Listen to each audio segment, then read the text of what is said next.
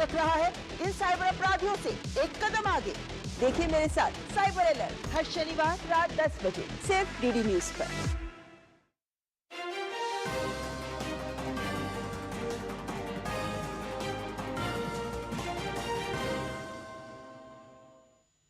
नमस्कार, स्वागत है आप सभी का डीडी न्यूज में। आपके साथ समाचार लेकर हाजिर हूं मैं संध्या शर्मा। आइए बुलेटिन की शुरुआत कर लेते हैं अब तक की हेडलाइंस के साथ। पश्चिम बंगाल में टीएमसी विधायक मनिरुल इस्लाम का भड़काऊ भाषण, चुनाव आयोग के लिए अमर्यादित और आपराधिक शब्दों का भी इस्तेमाल, बीजेपी ने साधा निशाना।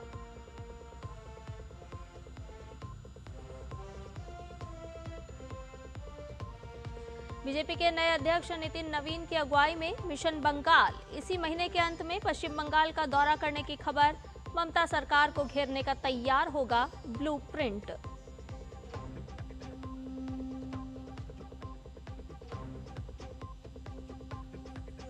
मध्य प्रदेश के धार में भोजशाला विवाद पर आज सुप्रीम कोर्ट में अहम सुनवाई। हिंदू पक्ष की नई याचिका में सिर्फ मां सरस्वती की पूजा अर्चना देने की इजाजत की मांग।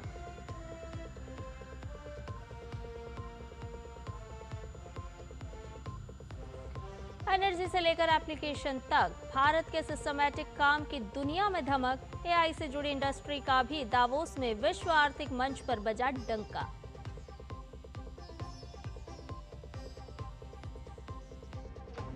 और बांग्लादेश में हिंदू अल्पसंख्यकों पर अत्याचार के खिलाफ लंदन के पार्लियामेंट स्क्वायर में प्रदर्शन, सरकार से जरूरी कदम उठाने की मांग।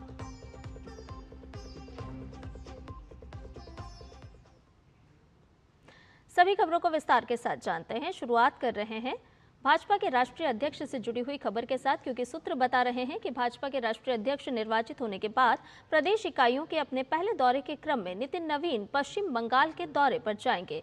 वो 27-28 जनवरी को पश्चिम बंगाल के दौरे पर रहेंगे।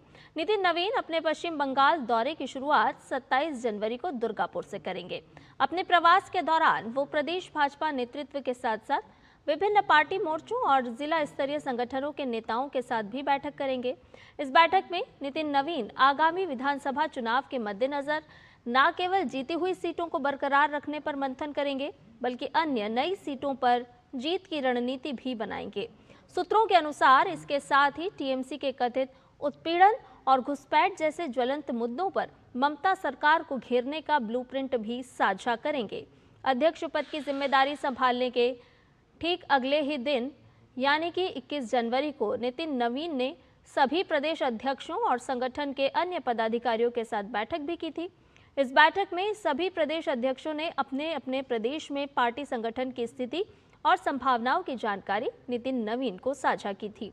पश्चिम बंगाल में पार्टी नेताओं के अनुसार टीएमसी कार्यकर्ताओं द्वारा जनता का किया जा रहा उत्पीड़न और बांग्लादेशी घुसपैठियों का मुद्दा पश्चिम बंगाल में अहम है।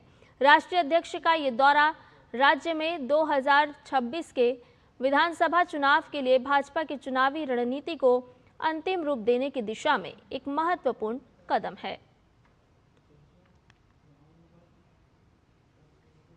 निर्वाचन आयोग ने पश्चिम बंगाल में चल रहे एसआईआर की प्रक्रिया के लिए सुप्रीम कोर्ट के 19 जनवरी के आदेश का सख्ती से अनुपालन सुनिश्चित करने के लिए राज्य सरकार को महत्वपूर्ण निर्देश जारी किए हैं, जिसमें कोर्ट ने एसआईआर प्रक्रिया में पारदर्शिता, सुविधा और लोगों पर अनावश्यक तनाव न डालने पर जोर दिया था।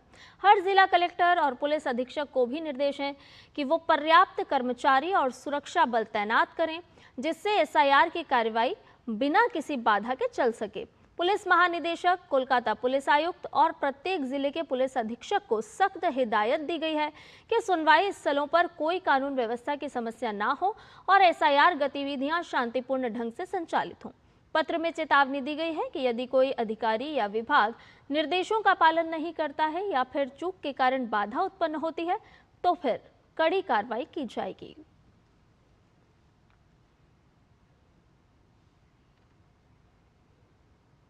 दिल्ली में भारतीय चुनाव आयोग की मेजबानी में लोकतंत्र और चुनाव प्रबंधन पर भारत अंतर्राष्ट्रीय सम्मेलन का आज दूसरा दिन है। पहले दिन मुख्य निर्वाचन आयुक्त ज्ञानेश कुमार ने कहा कि भारत में लोकतंत्र की सबसे बड़ी प्रक्रिया में साल दर साल सुधार हो रहा है। उन्होंने एसआईआर का भी जिक्र किया। और कहा कि इसके जरिए बिहार चुनाव में 7.5 करोड़ मतदाताओं को मतदाता सूची में शामिल किया गया।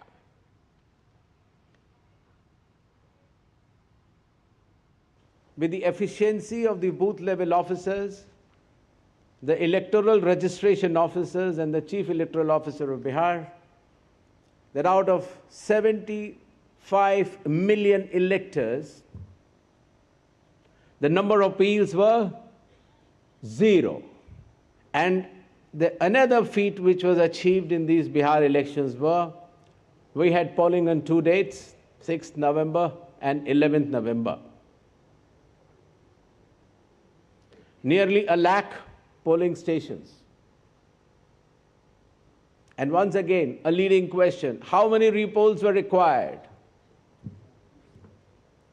0. और वहीं पश्चिम बंगाल के टीएमसी विधायक मनीरुल इस्लाम के कथित भड़काऊ बयान का वीडियो सामने आया है। इस वीडियो में उन्हें ये कहते हुए सुना जा सकता है कि 19 तारीख को एसआईआर की फाइनल लिस्ट में सब ठीक रहा तो अच्छा, वरना आग की आग ही होगी। विधायक का भाषण बंगाली में है, वो क्या कह रहे हैं आपको सुनवाते हैं। झंडा चलবে না, লাঠিতে ভাঙতে হবে, লাঠিতে। और কোমরকে ঢিলা করে দিতে হবে নির্বাচন কমিশনের। মানুষকে নিয়ে খেলাচালানো করছো আর তুমি নিরাপত্তা নিয়ে ঘেরাটোপের মধ্যে আছো না। তুমি আকাশে আছো, পাতাল থেকে ছেঁচড়ে বের করবো, পাতাল থেকে বের করবো। আর আইন কার জন্য? মানুষের জন্যই। তুমি নিজেই জানো না কখন কি বলছো। তাই একটা একটা করে আমাদের সংবিধানের উপরে, আমাদের সুপ্রিম কোর্টের উপরে আমাদের আস্থা রাখতে হবে। একটার পর একটা গালে থাপ্পড় পড়ছে বিজেপি। বিজেপিকে খুশি করতে গিয়ে আজকে বাংলার 12 কোটি মানুষকে হেনস্থা করছে। তাই এই নির্বাচন কমিশনের এখান থেকে আমি বলতে চাই, উনাকে পদত্যাগ করা উচিত। और वहीं फरक्का में सरकारी सुनवाई केंद्र में तोड़फोड़ के आरोपी टीएमसी कार्यकर्ताओं को जमानत मिलने के बाद वीरों जैसा सम्मान दिए जाने का मामला भी सामने आया है। स्थानीय टीएमसी नेतृत्व ने जेल से छूटे आरोपियों को जनता का सेवक बताकर उनके कृत्य का महिमा मंडन तक किया है। जमानत पर रिहा होने के बाद एक स्थानीय तृणमूल नेता वीडियो में उन 6 लोगों से कह रहे हैं कि लोगों के लिए काम करते हुए तुम्हें जेल जाना पड़ा, ये एक वीर की पहचान है। वहीं दूसरी ओर पुलिस कार्रवाई के अभाव में विधायक मनीरुल इस्लाम के तेवर और भी तल्ख हो गए हैं। उन्होंने चुनाव आयोग की भी कमर तोड़ने की धमकी दी है। ইশারায় বলবো 19 তারিখে ফাইনাল লিস্ট বের হবে, তখন কিন্তু যদি সব ঠিকঠাক হয় আর নচেত দেখবেন চারদিকে আগুনে আগুন জ্বলছে, কিচ্ছু করার নেই, কিচ্ছু করার নেই। और ताज़ा अपडेट ले लेते हैं, हमारे संवाददाता सौरभ दत्ता इस पूरी खबर पर हमारे साथ जुड़ गए हैं। सौरभ, अगर टीएमसी की बात की जाए तो किस तरह का चुनाव लड़ने की तैयारी कर रही है ये टीएमसी? इनके विधायक के जो बयान है वो निश्चित तौर पर भड़काने का काम तो कर रहे हैं, वहीं आग के हवाले करने तक की बात कह रहे हैं। संध्या, देखिए, गवर्नर सीवी आनंद बोस उन्होंने राज्य की कानूनी व्यवस्था लेकर अपना चिंता जताया है। उन्होंने साफ तरीके से राज्य प्रशासन को कहा कि आप काम करिए, कार्रवाई करिए, ताकि आइन जो कानूनी व्यवस्था है वो ठीक रहे। चुनाव आयोग वो चिट्ठी लिख रही है, डीजी को चिट्ठी लिख रही है, सीपी को चिट्ठी लिख रही है, सीएस को चिट्ठी लिख रही है, सुप्रीम कोर्ट वो भी कह रही है कि राज्य के जो एसआईआर का जो प्रोसेस है वो ठीक ठाक हो, कानूनी व्यवस्था किसी भी हालत में सवालों के घेरे में ना आए।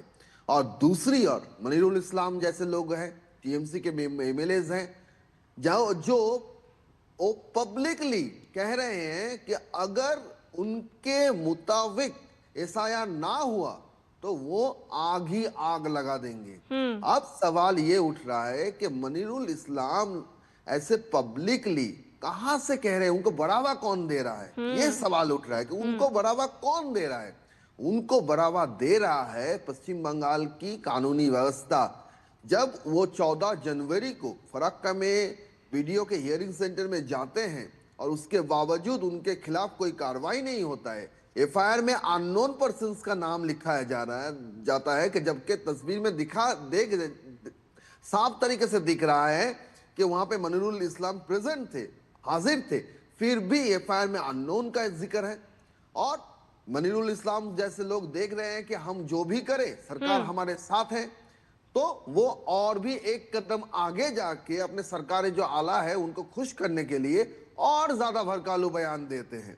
तो इनको रोकने के लिए चुनाव आयोग जब चिट्ठी लिखती है, जब सुप्रीम कोर्ट कहती है, फिर भी अगर राज्य प्रशासन अपना काम ना करे तो मामला तो अब सुप्रीम कोर्ट के दायरे में आ जाता है, क्योंकि ये तो सुप्रीम कोर्ट का उल्लंघन है, ये तो शीर्ष अदालत का उल्लंघन है, जो जिन्होंने साफ तरीके से कहा है कि कानूनी व्यवस्था ठीक ठाक रखना पड़ेगा। और उसके बावजूद अगर ऐसे बयान आते हैं तो ये सुप्रीम कोर्ट का आदेश का उल्लंघन हुआ एक तरीके से। जी संध्या जी सौरभ, लेकिन सवाल तो यहाँ पर यह भी उठता है ना कि मनिरुल खुद तो चुनाव लड़े हैं, जनता के वोट पाकर ही तो आप चुनाव लड़े हैं, आप जनता के प्रतिनिधि हैं, और अगर इस तरह से आप शांति भंग करने की बात करते हैं, संवैधानिक संस्था की कमर तोड़ने की बात करते हैं, तो क्या टीएमसी का यही असली चेहरा है, ये समझा जाए?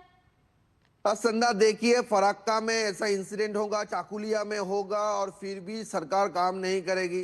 बेलडांगा में हिंसात्मक घटना घटेगी और सीएम कहेंगे कि जुम्मावार है, वो लोग तो जुम्मावार कुछ ऐसे करते हैं, गैदरिंग होता है तो ऐसा कुछ हो जाता है। तो अगर इस तरीके से रवैया रहा, अगर सभी बातों को अगर खुद प्रशासन उसको छोटे तरीके से देखने लगे तो यही होगा। आप अगर छोटे गलती पे ही रोक लगाओगे तो बड़ी गलती होने से वो रुक जाता है, लेकिन हर एक गलती को अगर आप नजरअंदाज करोगे तो मनिरुल इस्लाम जैसे लोग आएंगे। ये जो कल का जो तस्वीर है, ये अपने आप में कितने शर्मदायक तस्वीर है। जो लोगों 6 लोगों को अरेस्ट किया गया, उन 6 लोगों को जमानत मिलती है, और जमानत मिलने के बाद उनको फूलों के हार पहनाया जाता है, और लीडर खुलेआम कह रहे हैं कि तुम लोगों ने अच्छा काम किया है, वीरों का काम किया है। अगर मनिरुल इस्लाम जैसे लोग वीर होंगे तो आम जनता का जो कानूनी व्यवस्था है, कानूनी व्यवस्था को लेकर आम जनता की जो परेशानी है उसको लेकर चिंता जो है वो तो जाहिर है कि वो वही होगा। अब सरकार को ये तय करना है कि वो लोग मनिरुल इस्लाम को चुनेंगे या फिर सुप्रीम कोर्ट जो दिशा दिखा रही है, चुनाव आयोग जो दिशा दिखा रही है, कॉन्स्टिट्यूशन जो दिशा दिखा रही है, वो रास्ते को अपनाएंगे। ये तो सरकार, पश्चिम बंगाल की सरकार के ऊपर है। बिल्कुल सौरभ, बहुत बहुत शुक्रिया तमाम जानकारी हमसे साझा करने के लिए, क्योंकि टीएमसी अब इस वक्त जिस तरह से अपने बयान दे रही है, अपना चेहरा उजागर कर रही है, तो निश्चित तौर पर तमाम सवालों के घेरे में भी है।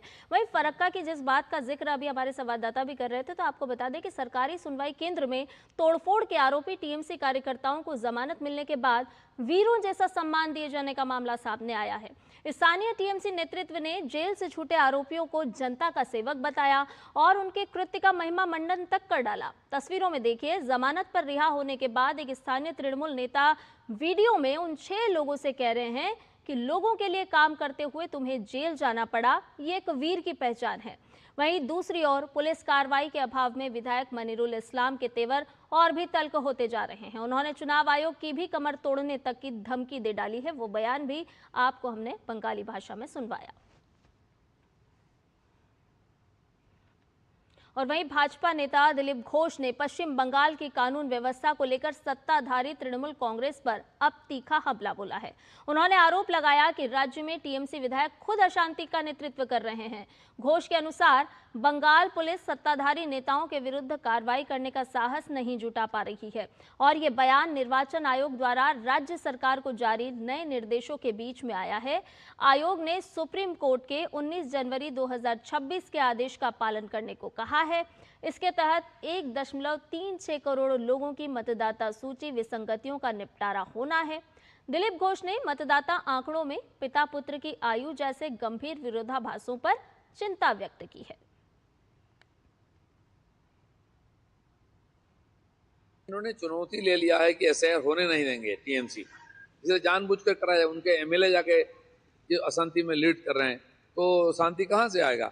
यहाँ की पुलिस ऑफिसर और दूसरों का हिम्मत नहीं उनके नेता के खिलाफ कुछ करे, तो इसलिए यहाँ की जनता को जो पीड़ा है, जो दुख है, वो व्यक्त करने की जगह नहीं है। बाप का उम्र 50 और बेटा का 45 साल है, उसका तो कंप्लेन होना चाहिए। वो कंप्लेन करने का जगह ही नहीं है, मार खाना पड़ रहा है। रुक करते अगली खबर का। मध्य प्रदेश के धार में भोजशाला को लेकर विवाद में हिंदू पक्ष की नई याचिका पर सुप्रीम कोर्ट आज सुनवाई करेगा।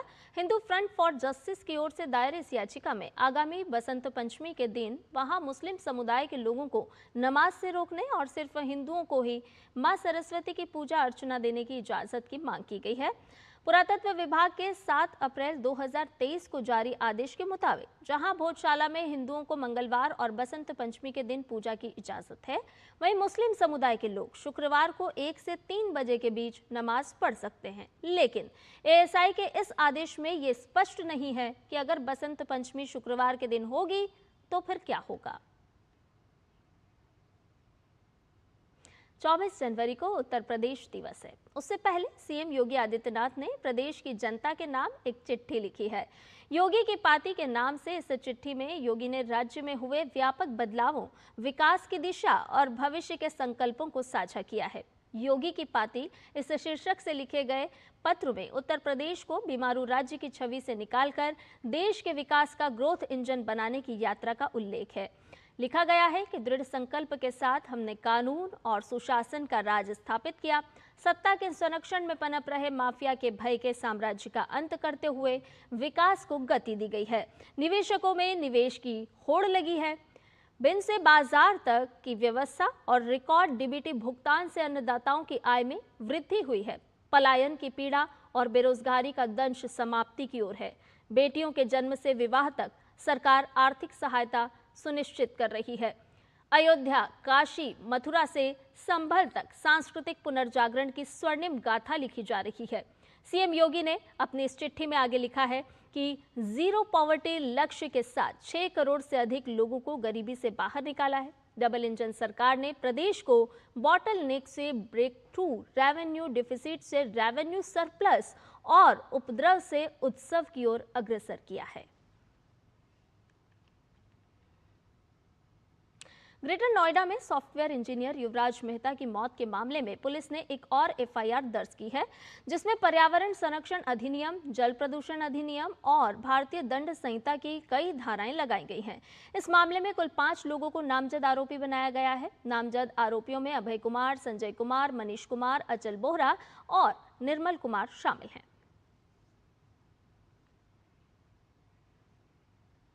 खबरों में बढ़ते हैं आगे। मिर्जापुर नगर क्षेत्र में धर्मांतरण का मामला सामने आया है। दरअसल एक विशेष समुदाय के लोगों द्वारा कई जिम खोले गए थे और यहां पर लोग शरीर फिट कर रखने के लिए जाते थे। जिम में जाने वाली लड़कियों के साथ वहां कार्यरत ट्रेनर और मालिक पहले दोस्ती करते और फिर धर्मांतरण के लिए उन पर दबाव बनाते थे। मामले का तब पता चला जब 2 लड़कियों ने इसकी शिकायत थाना देहात कोतवाली में की। पुलिस ने जिम संचालक और ट्रेनर को फिर हिरासत में लेकर पूछताछ की। आरोपियों के मोबाइल में काफी कुछ आपत्तिजनक बरामद हुआ है और इसके बाद कार्रवाई करते हुए नगर क्षेत्र के 4 जिम को सील भी कर दिया गया है। 2 को गिरफ्तार करते हुए जेल भेज दिया गया है। वहीं 2 अन्य आरोपियों को हिरासत में लेकर पूछताछ की जा रही है। एसपी सिटी नितेश कुमार ने बताया कि मामले में सभी साक्ष्य जुटाए जा रहे हैं और बड़ी कार्रवाई इस पूरे मामले को लेकर की जाएगी।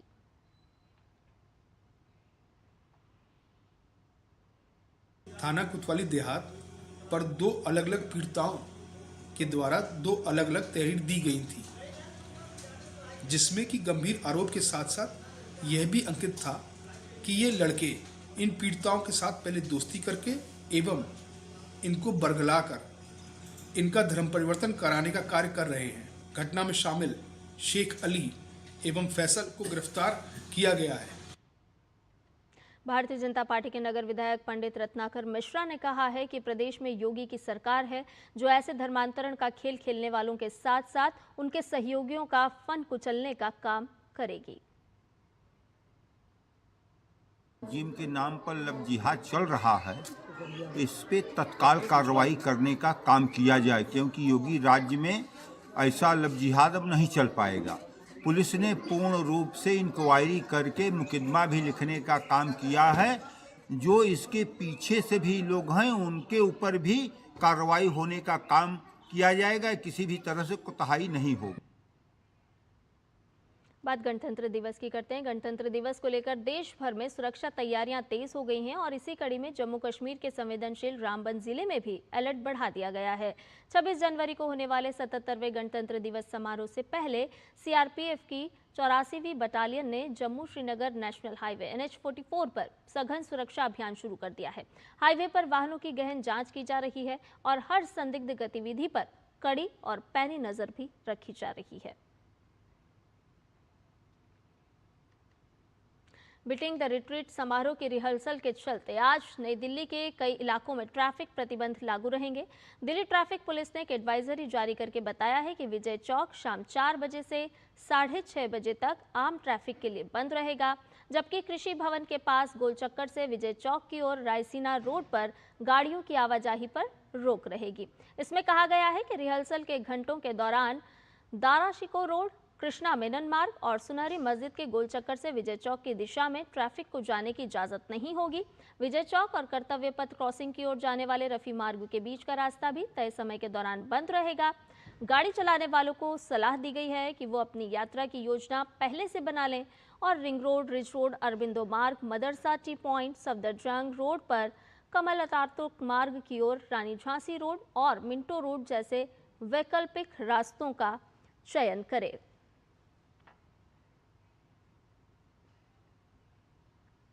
बुलेटिन में खबरें और भी, लेकिन फिलहाल एक छोटे से ब्रेक के लिए रुक रहे हैं, जल्द हाजिर होंगे।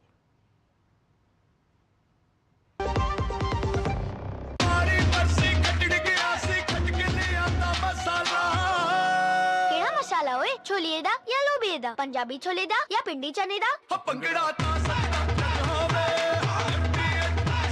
अब छोलिया हो या लोबिया, पंजाबी छोले या पिंडी चने, सब कुछ मजेदार बने। मेरी पसंद, मेरी पसंद, मेरी पसंद, मेरी पसंद, हमारी पसंद, हम सबकी पसंद। मजबूत देश का मजबूत सरिया हो गया स्टील। बोल बोल के थक गया। क्या हुआ? नया किडबैग चाहिए तो पहले कैप्टन से बोलो, नहीं सुना तो मैनेजर से। करेक्ट। तो ऐसे ही पहले शिकायत बैंक से करें, 30 दिनों में जवाब या समाधान ना मिलने पर CMS पोर्टल पर शिकायत करें। तो पहले बैंक फिर CMS पोर्टल, नहीं तो शिकायत होगी नामंजूर। चले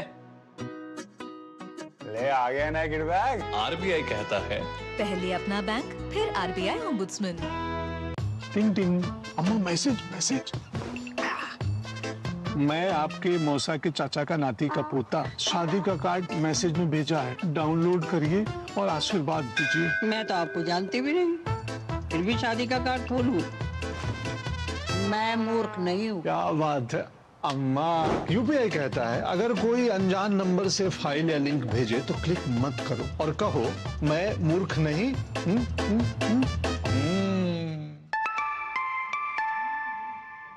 जाइए आप भी किसी का टेस्ट लीजिए।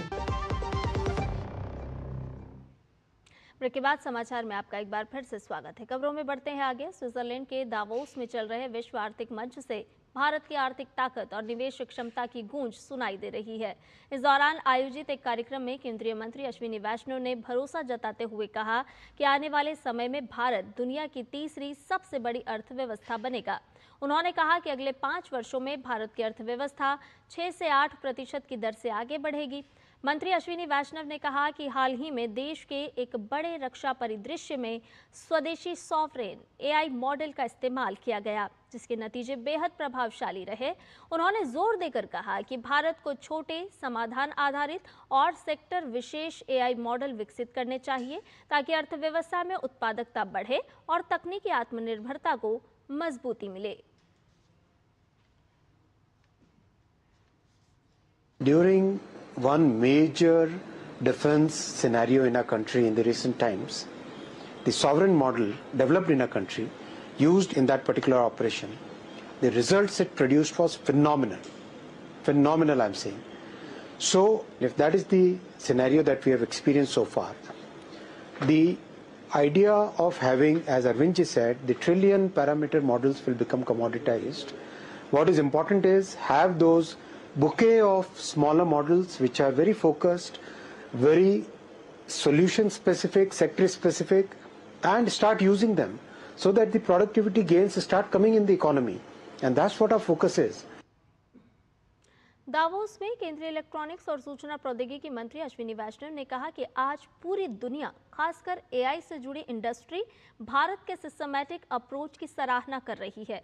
केंद्रीय मंत्री अश्विनी वैष्णव ने कहा कि भारत आर्टिफिशियल इंटेलिजेंस के सभी 5 प्रमुख स्तरों पर एक संगठित और योजनाबद्ध तरीके से काम कर रहा है। सारी दुनिया ने आज, और स्पेशली जो एआई से रिलेटेड इंडस्ट्री है, वो सब इस चीज को अप्रिशिएट कर रहे हैं कि भारत एक मेथोडिकल तरीके से 5 के 5 लेयर में काम कर रहा है। एआई में 5 एलिमेंट होते हैं। पहला एलिमेंट है एप्लीकेशन लेयर, यानी किस तरह से एआई का हम उपयोग करें। दूसरा है मॉडल लेयर, यानी जो मॉडल्स बनते हैं वो। तीसरा चिप लेयर, सेमीकंडक्टर वाला लेयर। चौथा इंफ्रास्ट्रक्चर का, डेटा सेंटर्स का। 5वां लेयर एनर्जी का। एआई की दुनिया में जो कि 5th इंडस्ट्रियल रेवोल्यूशन है, इस दुनिया में एनर्जी बहुत बड़ा फैक्टर होने वाली है।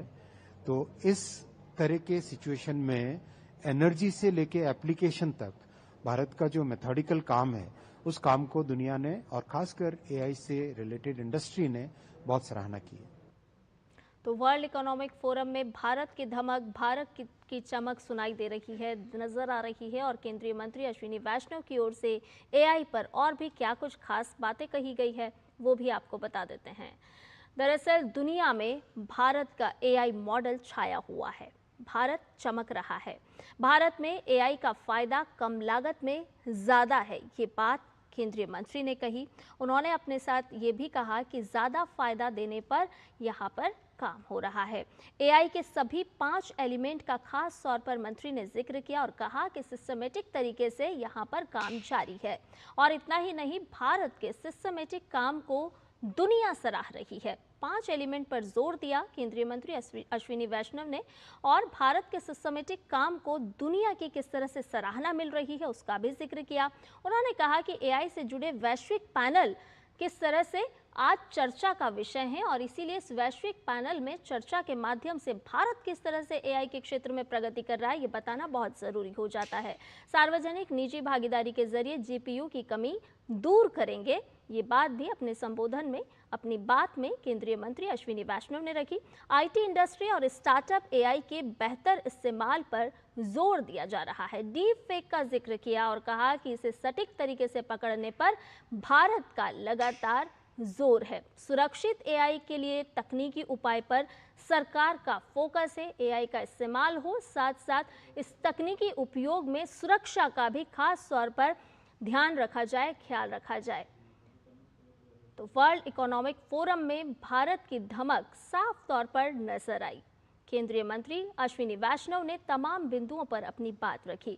और वहीं दावोस में ही महाराष्ट्र के मुख्यमंत्री देवेंद्र फडणवीस ने नए व्यवसायों को बढ़ावा देने के लिए मुंबई हवाई अड्डे के पास एक अत्याधुनिक इनोवेशन सिटी के विकास की घोषणा की है। मुख्यमंत्री ने बताया कि टाटा समूह इस परियोजना में $11 अरब का निवेश करेगा।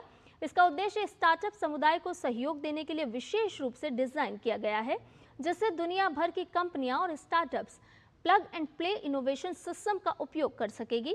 और साथ ही ये परियोजना मुंबई को ग्लोबल इनोवेशन के हब के रूप में भी स्थापित करेगी। ये इनोवेशन सिटी जो है, ये दुनिया की इनोवेशन इकोसिस्टम को भारत में लाएगी, मुंबई में लाएगी।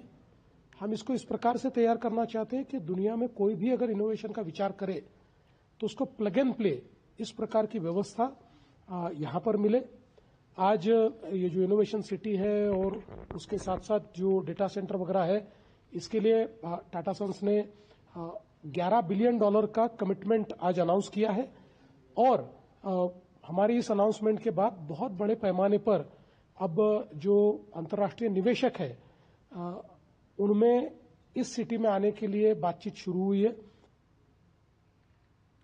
अमेरिका के राष्ट्रपति डोनाल्ड ट्रंप ने भारत के साथ ट्रेड डील के संकेत दिए हैं। उन्होंने कहा है कि अमेरिका और भारत के बीच शानदार व्यापारिक समझौता होगा। ये बात उन्होंने स्विट्जरलैंड के दावोस में विश्व आर्थिक मंच के दौरान कही। ट्रंप ने प्रधानमंत्री नरेंद्र मोदी की तारीफ की और कहा कि वो एक अच्छे इंसान और उनके दोस्त हैं। उन्होंने भरोसा जताया कि दोनों देशों के बीच एक अच्छा समझौता होगा। ये बयान ऐसे समय में आया है जब अमेरिका ने भारत पर 50% टैरिफ लगाया है। ये दुनिया में सबसे ज़्यादा में से एक है। दोनों देश व्यापार वार्ता जारी रखने की बात कह रहे हैं, लेकिन अभी तक कोई समझौता नहीं हो पाया है।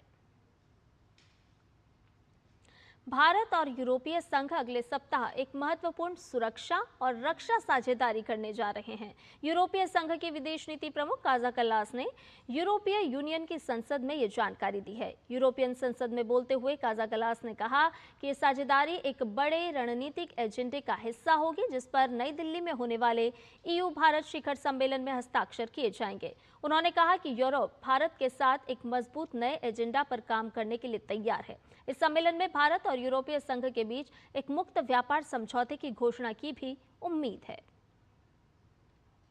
Setting our course towards 2030, leaders will endorse concrete deliverables that move our partnerships from words to actions. 3 stand out. First, we aim to conclude negotiations on the EU-India Free Trade Agreement. This deal will open markets, remove barriers, and strengthen critical supply chains in clean technologies, pharmaceuticals, and semiconductors. Second, today we agreed to move forward with the signature of a new EU-India security and defense partnership in areas like maritime security, cybersecurity, and counterterrorism.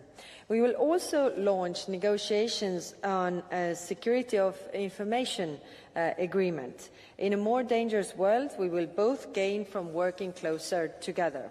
We also intend to conclude a memorandum of understanding on comprehensive framework on cooperation on mobility. This will facilitate movement for seasonal workers, students, researchers, and highly skilled professionals while promoting research and innovation. और Greenland को लेकर अमेरिकी राष्ट्रपति Donald Trump का रुख एक बार फिर अंतर्राष्ट्रीय चर्चाओं में है। नाटो के महासचिव मार्क रूटे ने कहा है कि राष्ट्रपति डोनाल्ड ट्रंप के साथ हुई उनकी बातचीत में इस मुद्दे पर चर्चा नहीं हुई कि ग्रीनलैंड डेनमार्क के साथ ही रहेगा या नहीं। ट्रंप ने ग्रीनलैंड पर कब्जा करने के लिए दबाव के तौर पर टैरिफ लगाने की धमकियों से अचानक पीछे हटते हुए बल प्रयोग की संभावना को भी खारिज कर दिया। उन्होंने कहा कि इस विवाद को समाप्त करने के लिए एक समझौता जल्द ही हो सकता है। ट्रंप ने ट्रुथ सोशल पर लिखा कि इस समझ के आधार पर मैं उन टैरिफ को लागू नहीं करूंगा जो 1 फरवरी से प्रभावी होने वाले थे। हालांकि उन्होंने इस समझौते के बारे में कोई विस्तृत जानकारी नहीं दी है। यूरोपीय संसद ने अमेरिका के राष्ट्रपति डोनाल्ड ट्रंप द्वारा ग्रीनलैंड के अधिग्रहण की मांग और उनके इस प्रस्ताव का विरोध करने वाले यूरोपीय सहयोगियों पर टैरिफ लगाने की धमकी के विरोध में अमेरिका के साथ व्यापार समझौता स्थगित करने का निर्णय लिया है।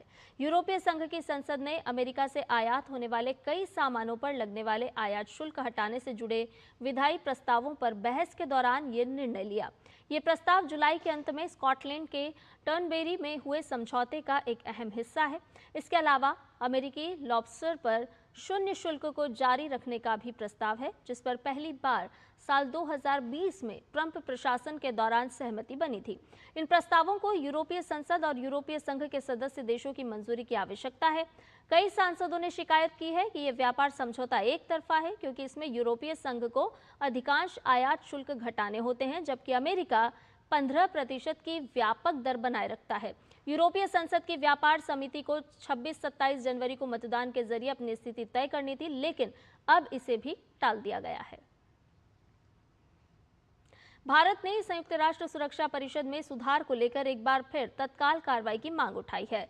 G4 देशों यानी कि भारत, ब्राजील, जर्मनी और जापान की ओर से बयान देते हुए भारत के स्थायी प्रतिनिधि राजदूत हरीश पर्वतनेनी ने कहा है कि आज की वैश्विक परिस्थितियों में संयुक्त राष्ट्र के पास समय गंवाने की कोई गुंजाइश नहीं है। उन्होंने जोर देकर कहा कि बिना नतीजों वाली बैठकों के दौर अब खत्म होने चाहिए और हर पल का उपयोग ठोस फैसलों के लिए होना चाहिए। The need for reforming the UN Security Council is getting more pronounced by the day.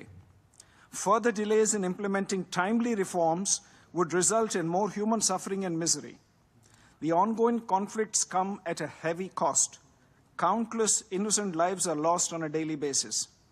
We do not have the luxury of time to engage in cycles of meetings that are devoid of outcomes. We must collectively make every moment count. और इधर America में भारत के राजदूत विनय मोहन क्वात्रा ने white house राष्ट्रीय मादक पदार्थ नियंत्रण नीति कार्यालय की निदेशक सारा कार्टर के साथ मादक पदार्थों की तस्करी पर हो रही बैठक को संबोधित किया।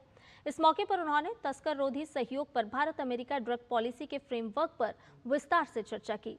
चर्चा में अवैध मादक पदार्थों की तस्करी और इससे होने वाले खतरों से निपटने के लिए दोनों देशों के आपसी प्रयासों में हुई प्रगति और निरंतर सहयोग की समीक्षा की गई। इन अवैध गतिविधियों पर रोक लगाने के लिए द्विपक्षीय समन्वय के माध्यम से परिवर्तन पर जोर दिया गया। अमेरिका के राष्ट्रपति डोनाल्ड ट्रंप के विशेष दूत स्टीव विटकॉफ के साथ वार्ता से पहले रूस के राष्ट्रपति व्लादिमीर पुतिन ने कहा है कि वो जब्त की गई संपत्तियों का एक हिस्सा रूस और यूक्रेन के बीच शांति समझौता होने के बाद युद्धग्रस्त यूक्रेन के पुनर्निर्माण के लिए देने को तैयार हैं। पुतिन ने बुधवार देर रात रूसी सुरक्षा परिषद की बैठक में ये भी कहा कि वो ट्रंप द्वारा प्रस्तावित बोर्ड ऑफ पीस को जब्त की गई परिसंपत्तियों में से 1 अरब अमेरिकी डॉलर दान देंगे। उनका ये बयान टेलीविजन पर प्रसारित किया गया। पुतिन ने कहा, अमेरिका में जब्त की गई हमारी परिसंपत्तियों की बची धनराशि का इस्तेमाल रूस और यूक्रेन के बीच शांति संधि होने के बाद क्षतिग्रस्त क्षेत्रों के पुनर्निर्माण में किया जा सकता है। हम अमेरिकी प्रशासन के प्रतिनिधियों के साथ भी इस संभावनाओं पर चर्चा कर रहे हैं। अमेरिकी दूत स्टीव विटकॉफ और जारेड कुशनर यूक्रेन संबंधी संभावित समाधान पर चर्चा के लिए पुतिन से आज मिल सकते हैं। इधर लंदन के पार्लियामेंट स्क्वायर में बुधवार को बांग्लादेश में अल्पसंख्यकों पर हो रहे हमलों के खिलाफ जोरदार प्रदर्शन हुआ। इस प्रदर्शन में बड़ी संख्या में ब्रिटिश हिंदू समुदाय और बांग्लादेशी प्रवासी समूहों ने हिस्सा लिया। प्रदर्शनकारियों ने ब्रिटेन सरकार से मांग की कि वो मोहम्मद यूनुस की अंतरिम सरकार पर दबाव बनाए ताकि बांग्लादेश में अल्पसंख्यकों की सुरक्षा सुनिश्चित की जा सके। भारी बारिश के बावजूद छोटे बच्चों के साथ कई परिवार इस प्रदर्शन में शामिल हुए। लोगों ने हाथों में तख्तियां लेकर बांग्लादेश में हिंदुओं को बचाओ और हत्याएं बंद करो जैसे नारे लिखे थे। प्रदर्शनकारियों का कहना था कि वो हिंसा और अत्याचार के खिलाफ अपना विरोध दर्ज कराने के लिए एकत्र हुए हैं। उन्होंने स्पष्ट किया कि उन्हें किसी तरह की सहानुभूति नहीं, बल्कि पीड़ितों के लिए पूरा न्याय चाहिए। प्रदर्शनकारियों ने कहा कि यह आंदोलन केवल हिंदुओं तक सीमित नहीं है, बल्कि ईसाई, बौद्ध और अन्य उत्पीड़ित समुदायों के मानव अधिकारों के समर्थन में है। आरोप लगाया गया कि बांग्लादेश में घर जलाए जा रहे हैं और जबरन धर्म परिवर्तन की घटनाएं भी सामने आ रही हैं। अंत में प्रदर्शनकारियों ने दुनिया भर के देशों और मानवाधिकार संगठनों से भी अपील की कि वो इस कथित उत्पीड़न के खिलाफ एकजुट होकर आवाज उठाएं। We gather here today to show our protest, but also the anger on the issue of killings in Bangladesh, Hindus particularly, minorities in general. We want the justice. We don't want any favors. We want the justice to those people who are suffering, but also those who killed, but above all, to protect the human rights and the communities together. Today to show solidarity to all the minority communities in Bangladesh.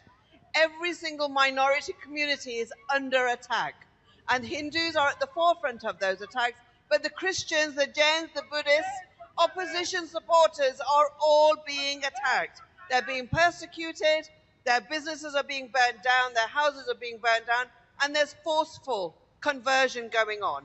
Anybody who is being persecuted anywhere, we stand by with them. Here especially, we have been seeing it for last many months, if not years. Hindus are being persecuted, they are being killed, they are burnt alive. So this is not right. अगली खबर पड़ोसी मुल्क बांग्लादेश से जुड़ी हुई है, क्योंकि यहाँ पर राजनीतिक हलचल अब तेज होने लगी है। दरअसल 12 फरवरी को होने वाले आम चुनाव के लिए राजनीतिक दल आज से चुनाव अभियान शुरू कर रहे हैं। कल चुनाव चिन्ह अलॉट होने के बाद 13वें राष्ट्रीय चुनावों के लिए चुनाव प्रचार आज से औपचारिक रूप से शुरू हो रहा है। और आने वाले दिनों की अगर बात करें तो यहाँ पर सड़क, गांव और कस्बों में नारे, रैलियों की गूंज भी सुनाई देगी। उम्मीदवारों के पास चुनाव प्रचार के लिए 10 फरवरी को सुबह 7:30 बजे तक का समय होगा। चुनाव आयोग ने लगभग 12.76 करोड़ वोटर्स के लिए 42,761 पोलिंग सेंटर और 2,44,739 बूथों की तैयारी पूरी कर ली है। चुनाव आयोग के अनुसार इस बार 1967 उम्मीदवार चुनाव लड़ रहे हैं। वोटिंग सुबह 7:30 बजे से शाम 4:30 बजे तक की जाएगी।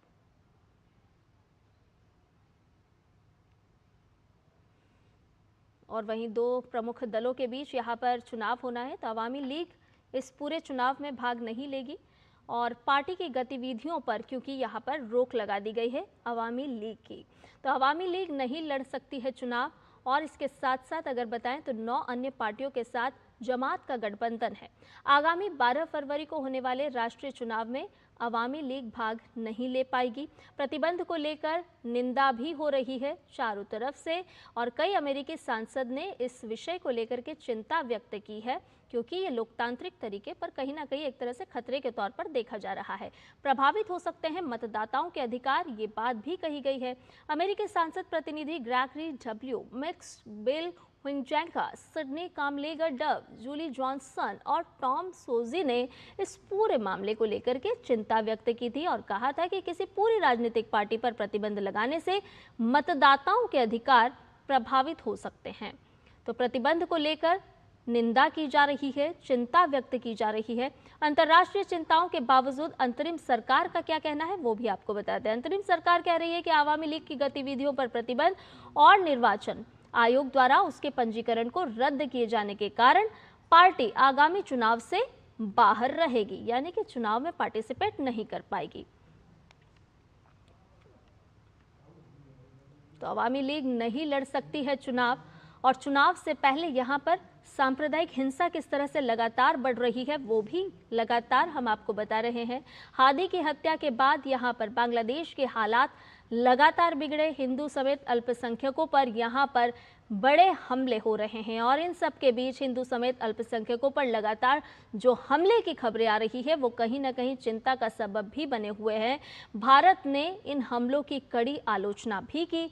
बांग्लादेश में अराजक तत्वों पर कार्रवाई ना किए जाने से अल्पसंख्यक हिंदू समुदाय और अन्य अल्पसंख्यक समुदायों पर लगातार हमले हो रहे हैं। 18 दिसंबर को दीपू चंद्र दास की हत्या हुई। कट्टरपंथियों की भीड़ ने उसे पीट पीट कर मार दिया, तो मौत के घाट उतार दिया गया दीपू चंद्र दास। 25 दिसंबर का जिक्र यहाँ आता है तो अमृत मंडल की भी यहाँ पर हत्या की गई थी। तो किस तरह से बांग्लादेश के हालात हैं, अल्पसंख्यक हिंदुओं पर किस तरह से लगातार हमले हो रहे हैं, उनकी हत्या की जा रही है, वो भी सोचने योग्य है, देखने योग्य है। और हादी की हत्या के बाद बांग्लादेश के लगातार हालात बिगड़े। हालांकि इस बीच यहाँ पर अब चुनाव की घोषणा हो चुकी है, चुनाव का बिगुल फूंका जा चुका है। अल्पसंख्यकों की सुरक्षा के मामले में नाकाम साबित हुए हैं यूनुस और पिछले 25 दिनों में हिंदू युवकों और कारोबारियों पर हमलों का सिलसिला यहाँ पर थमा नहीं बल्कि लगातार बढ़ता गया, तेज होता गया और इन घटनाओं से हिंदू समुदायों में गहरा डर व्याप्त है और असुरक्षा का माहौल भी यहाँ पर पनप रहा है अल्पसंख्यक हिंदुओं के बीच। तो चुनाव से पहले यहाँ पर सांप्रदायिक हिंसा बढ़ी, किस तरह से यहाँ पर अल्पसंख्यक हिंदुओं की हत्या की गई, इस्लामिक कट्टरता का यहाँ पर उभार देखने को मिला और हादी की हत्या के बाद से ये बांग्लादेश में हालात बिगड़े, इस्लामिक कट्टरता लगातार किस तरह से पनपी वो भी आपको बताया। भारत ने इन हमलों की कड़ी आलोचना की, कड़ी निंदा भी की गई। और रुक करते अगली खबर का। न्यूजीलैंड के एक कैंप ग्राउंड में आज हुए भूस्खलन से कई लोगों की मलबे में दबे होने की आशंका है। सूचना मिलते ही आपातकालीन सेवाओं की टीम मौके पर पहुंची और फंसे हुए लोगों को निकालने के लिए बचाव अभियान शुरू किया। न्यूजीलैंड के नॉर्थ आइलैंड में माउंट मोंगानुई के नीचे के क्षेत्र में ये भूस्खलन हुआ। भूस्खलन का मलबा एक कस्बे में स्थित बीचसाइड हॉलीडे पार्क पर आ गिरा। राहत और बचाव कार्यों में जुटे अधिकारियों ने बताया कि भूस्खलन के 3 घंटे बाद तक मलबे से किसी को भी नहीं निकाला जा सकता था। दरअसल दोबारा भूस्खलन के खतरे को देखते हुए सभी को वहां से हटा लिया गया है। बुलेटिन में खबरें और भी हैं, लेकिन फिलहाल एक छोटे से ब्रेक के लिए रुक रहे हैं, जल्द हाजिर होंगे।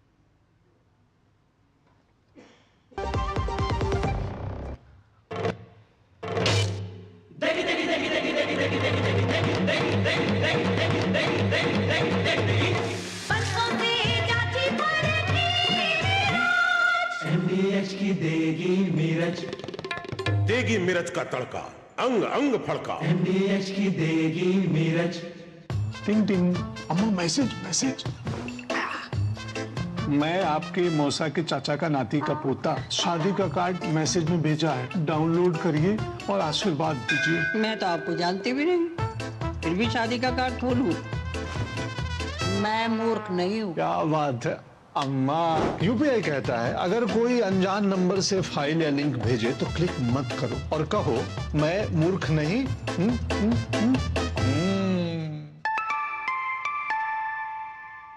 जाइए आप भी किसी का टेस्ट लीजिए।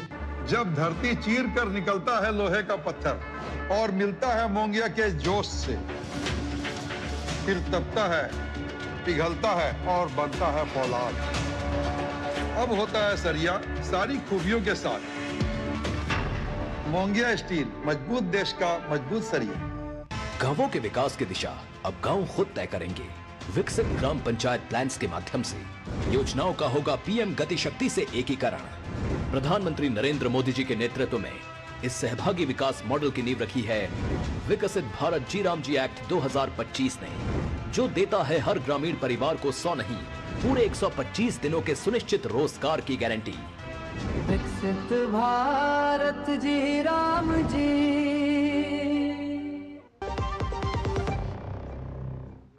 और ब्रेक के बाद समाचार में आपका एक बार फिर से स्वागत है।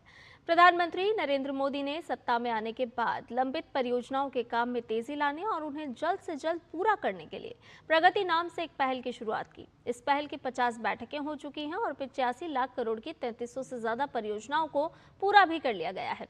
प्रगति की पहल आखिर कैसे कमाल कर रही है, इसी पर हम एक सीरीज चला रहे हैं जिसका नाम है प्रगति 850, विकास को गति।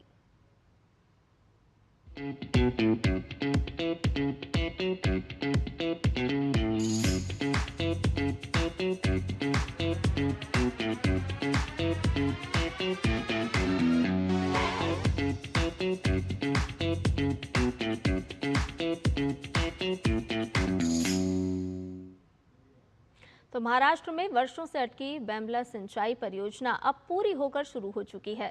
प्रधानमंत्री कृषि सिंचाई योजना के तहत इस परियोजना को प्रगति पोर्टल पर लाए जाने के बाद जिस तरह से काम ने रफ्तार पकड़ी, वो सुशासन का एक बड़ा उदाहरण बनकर सामने आया है। यवतमाल जिले की इस महत्वाकांक्षी परियोजना से अब 4 तहसीलों के किसानों को सुनिश्चित सिंचाई का लाभ मिलेगा। देखिए ये खास रिपोर्ट।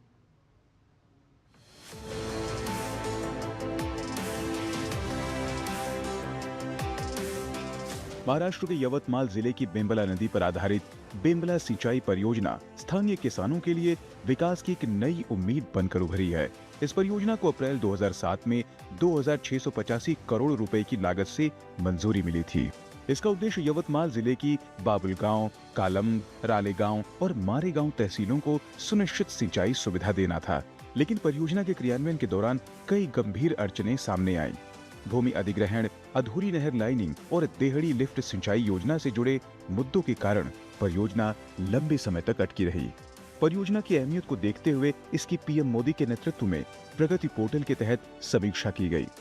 अक्टूबर 2023 में प्रधानमंत्री द्वारा प्रगति पोर्टल पर समीक्षा के बाद केंद्र और राज्य सरकार ने समन्वय के साथ काम तेज किया। अतिरिक्त संसाधन जुटाए गए और नहर लाइनिंग समेत अन्य लंबित कार्य जल्द पूरे किए गए। अक्टूबर 2023 में बेम्बला प्रोजेक्ट का समावेशन प्रगति पोर्टल में होने के वजह से बेम्बला प्रोजेक्ट का काम जो फास्ट ट्रैक के ऊपर आ गया। अब फास्ट ट्रैक के आने की वजह से बेम्बला प्रोजेक्ट में डहनी का काम है, मुख्य कालवा का लाइनिंग का काम है और फिर जो लैंड एक्विजिशन का काम है, ये सब काम ये फास्ट ट्रैक के ऊपर आ गए। इस वजह से प्रोजेक्ट अभी लाइन अप पे हो गया और इस साल जून 2026 तक प्रोजेक्ट का पूरा काम कंप्लीट करने का पूरा प्लानिंग है। प्रगति समीक्षा के बाद तस्वीर बदलती नजर आई। राज्य सरकार ने निगरानी बढ़ाई, अतिरिक्त बैचिंग प्लांट लगाए गए और कार्य योजना को दोबारा तैयार किया गया। इसके चलते कुल 112 किलोमीटर में से करीब 87 किलोमीटर नहर लाइनिंग का काम पूरा किया गया। केंद्र और राज्य सरकार के बेहतर समन्वय और प्रगति पोर्टल की लगातार निगरानी का नतीजा यह हुआ कि वर्षों से अटकी बेम्बला सिंचाई परियोजना आखिरकार 30 जून 2025 को चालू हो गई। यह परियोजना शुरू होने से महाराष्ट्र में विदर्भ के किसानों को बड़ी राहत मिलेगी। इससे आसपास की तहसीलों में किसानों को सुनिश्चित जल आपूर्ति मिलेगी। इससे फसल विविधीकरण और वर्षा पर निर्भरता में कमी आएगी। कृषि उत्पादन बढ़ने के साथ साथ किसानों की आय में सुधार और ग्रामीण इलाकों में रोजगार के नए अवसर पैदा होने की उम्मीद है। पहले हम एक फसल लेते थे, अभी पानी आने के बाद 2 फसल ले रहे हम। जब से वो कैनल आया है तब से हमारा कापूस, तूर, चना हम ले रहे हैं, गेहूँ ले रहे हैं। कैनल के भरोसे भी हम सब कुछ सुखी और समाधानी है और अच्छे हैं। बेमला सिंचाई परियोजना को प्रगति पोर्टल पर लाए जाने के बाद जिस तरह से काम ने रफ्तार पकड़ी वह सुशासन का एक बड़ा उदाहरण बनकर सामने आया है। यह परियोजना दिखाती है कि प्रगति जैसे मंच किस तरह वर्षों से लंबित योजनाओं को जमीन पर उतारने में अहम भूमिका निभाते हैं। विदर्भ के किसानों के लिए यह सिर्फ एक योजना नहीं बल्कि विकास के नए अवसर लेकर आई है। Bureau report, DD news.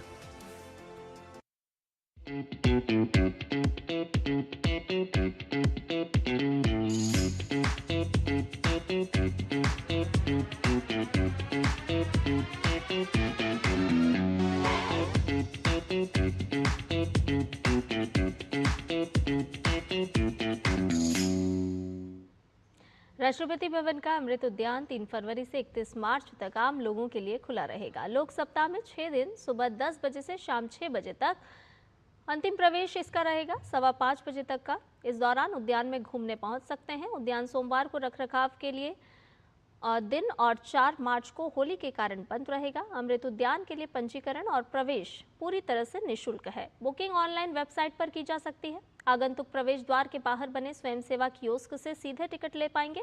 सभी आगंतुकों के लिए प्रवेश और निकास नॉर्थ एवेन्यू मार्ग के पास स्थित गेट संख्या 35 से होगा। आगंतुकों की सुविधा के लिए केंद्रीय सचिवालय मेट्रो स्टेशन से गेट नंबर 35 तक सुबह 9:30 बजे से शाम 6 बजे के बीच हर 30 मिनट पर शटल बस सेवा उपलब्ध होगी। शटल बसों को अमृत उद्यान के लिए शटल सेवा बैनर के माध्यम से पहचाना जा सकता है। आईसीसी ने 2026 टी20 क्रिकेट विश्व कप में हिस्सा लेने बांग्लादेश की टीम को भारत न आने पर किसी और टीम को टूर्नामेंट में शामिल करने के पक्ष में मतदान किया है। मतदान में आईसीसी बोर्ड के अधिकांश सदस्यों ने टी20 क्रिकेट विश्व कप में बांग्लादेश की जगह किसी और टीम को भेजने के पक्ष में मतदान किया और साथ में आईसीसी ने बांग्लादेश क्रिकेट बोर्ड को कहा कि वो बांग्लादेश सरकार को सूचित करे कि यदि बांग्लादेश 2026 टी20 विश्व कप में अपने मैच खेलने के लिए भारत आने से इनकार करता रहता है तो टूर्नामेंट में उसकी जगह किसी और टीम को भेजा जाएगा। बांग्लादेश क्रिकेट बोर्ड को भारत में खेलने के अपने रुख पर आईसीसी को जवाब देने के लिए एक और दिन का समय दिया गया है। खेल की खबरों में ही इंडोनेशिया मास्टर्स बैडमिंटन प्रतियोगिता के पुरुष सिंगल मुकाबले में लक्ष्य सेन ने शानदार जीत हासिल कर क्वार्टर फाइनल में प्रवेश किया। लक्ष्य सेन ने टूर्नामेंट के अपने दूसरे मुकाबले में हांगकांग के बैडमिंटन खिलाड़ी जेसन गुनावान को करारी मात दी। लक्ष्य सेन ने जेसन गुनावान को 21-10, 21-11 के बड़े अंतर से हराया। टूर्नामेंट में लक्ष्य सेन ने जीत के साथ अपने अभियान की शुरुआत की थी। पहले दौर के मैच में लक्ष्य सेन ने चीनी ताइपे के वांगजू वेई को हराकर प्रतियोगिता के दूसरे राउंड में प्रवेश किया था। लद्दाख की जमा देने वाली ठंड के बीच खेलो इंडिया विंटर गेम्स 2026 के मुकाबलों में रोमांच बढ़ता ही जा रहा है। खेलो इंडिया विंटर गेम्स लेह की 0 से नीचे तापमान वाली परिस्थितियों में तीसरे दिन में प्रवेश कर चुका है। आज एथलीट्स आइस हॉकी के ग्रुप मुकाबलों में हिस्सा लेंगे, जबकि शॉर्ट ट्रैक और लॉन्ग ट्रैक स्पीड स्केटिंग की शुरुआत एनडीएस स्टेडियम और गुपुक झील में होगी। इससे पहले बुधवार को खेलो इंडिया विंटर गेम्स के पहले स्वर्ण पदकों का फैसला हुआ, जो सभी फिगर स्केटिंग में तय किए गए। हरियाणा ने 2 स्वर्ण पदक अपने नाम किए, जबकि उत्तराखंड और केरल ने 1-1 स्वर्ण पदक जीते। हरियाणा फिलहाल पदक तालिका में शीर्ष पर बना हुआ है। राज्य ने कुल 5 पदक जीते हैं, जिनमें 1 रजत और 2 कांस्य पदक भी शामिल हैं। ओलंपिक के सबसे प्रतिष्ठित और कलात्मक खेलों में शुमार फिगर स्केटिंग ने इस साल लद्दाख लेग में अपना डेब्यू किया है। लेह के एनडीएस स्टेडियम में आयोजित इस स्पर्धा में 5 राज्यों और 2 केंद्र शासित प्रदेशों के 20 स्केटर्स ने हिस्सा लिया। फिगर स्केटिंग प्रतियोगिता का पदक वितरण समारोह आज आयोजित किया जाएगा। खेलो इंडिया विंटर गेम्स में दर्शकों के पसंदीदा खेल आइस हॉकी में मेजबान लद्दाख और आईटीबीपी के बीच बर्फ पर जबरदस्त शारीरिक संघर्ष और रफ्तार का खेल देखने को मिला। मैच के दौरान स्टेडियम दर्शकों के शोर से गूंज उठा। ग्रुप बी के पुरुष वर्ग में मेजबान लद्दाख और आईटीबीपी के बीच कड़ा मुकाबला हुआ। इस रोमांचक मैच में लद्दाख ने 3-1 से जीत दर्ज की। भारत ने न्यूजीलैंड को पहले टी20 मुकाबले में 48 रन से हराकर सीरीज में 1-0 की बढ़त बना ली है। नागपुर में पहले बल्लेबाजी करते हुए भारत ने 238 रन बनाए। जवाब में न्यूजीलैंड टीम 190 रन ही बना पाई। अभिषेक शर्मा ने 35 गेंद में 84 और रिंकू सिंह ने 20 गेंद में 44 रन की धमाकेदार पारी खेली। कप्तान सूर्यकुमार यादव ने 32 और हार्दिक पांड्या ने 25 रन बनाए। वरुण चक्रवर्ती और शिवम दुबे को 2-2 विकेट मिले और वहीं अर्शदीप सिंह, हार्दिक पांड्या और अक्षर पटेल को 1-1 विकेट मिला। न्यूजीलैंड से जैकब डफी और काइल जैमिसन ने 2-2 विकेट लिए। बल्लेबाजी में न्यूजीलैंड टीम से ग्लेन फिलिप्स ने 78 और मार्क चैपमन ने 39 रन बनाए। दूसरा टी20 रायपुर में 23 जनवरी को खेला जाएगा। भारत के पूर्व कप्तान और स्टार बल्लेबाज रोहित शर्मा को क्रिकेट में उनके अतुलनीय योगदान और अनुकरणीय नेतृत्व के लिए शनिवार को अजिंक्य डीवाई पाटिल विश्वविद्यालय के दीक्षांत समारोह में मानद डॉक्टरेट डिलीट की उपाधि से सम्मानित किया जाएगा। टी20 अंतर्राष्ट्रीय और टेस्ट क्रिकेट से संन्यास ले चुके 38 वर्षीय रोहित अब भारत की तरफ से केवल वनडे क्रिकेट में ही खेलते हैं। समाचार में फिलहाल के लिए इतना ही। मुझे दीजिए इजाजत। नमस्कार।